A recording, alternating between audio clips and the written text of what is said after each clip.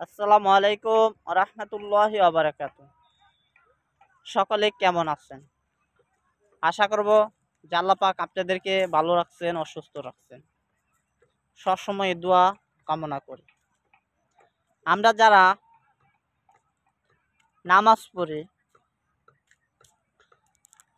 এই নামাজের ভিতরে আমাদের অনেকের ভুল আছে।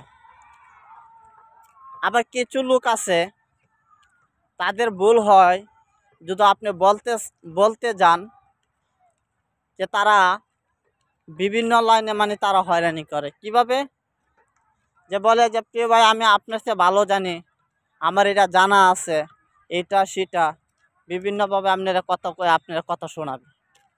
কিন্তু সেটা আপনি ভুলটা ধরছেন ও তাকে বোঝাতে চেষ্টা করতেছেন, কিন্তু সে বোঝার চেষ্টা করতেছে না। আমি বলবো, মনে করেন যে আপনার ভুলটা ধরে দিবে সেই প্রকৃত বন্ধু। যে আপনার ভুলটা ধরে দিবে সেই প্রকৃত বন্ধু। প্রিয় বন্ধুরা, এটা সবসময় মানবেন ও জানার চেষ্টা করবেন।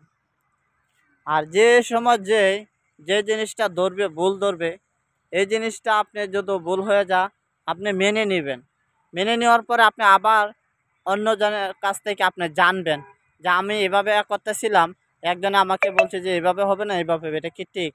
যদি বলে হ্যাঁ উনি যা বলছে এটাই ঠিক, আপনি এভাবেই করেন, এভাবে করবেন না। এটার উপরে মনে করেন আমাদের যেটা মনে করেন জমা থাকতে হবে। আমাদের ইসলামরে আমরা শান্তিজনক করতে পারবো। ইসলাম মানে আমরা জানি যে শান্তি,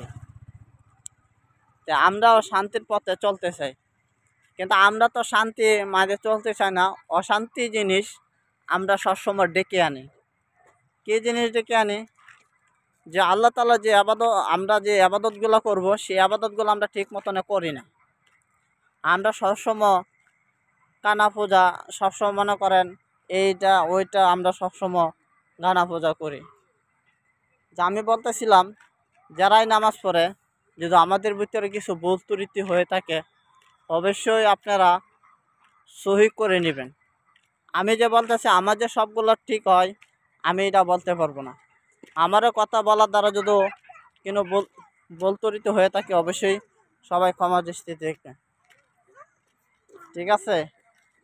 এই জন্যেই সবাই আপনারা আমার এই ভিডিওটা যারা দেখতেছেন সকলকে অসংখ্য ধন্যবাদ ও ভালোবাসা থাকিল। আসসালামু আলাইকুম। সবাই ভালো থাকিবেন ও সুস্থ থাকিবেন। আল্লাহ হাফেজ।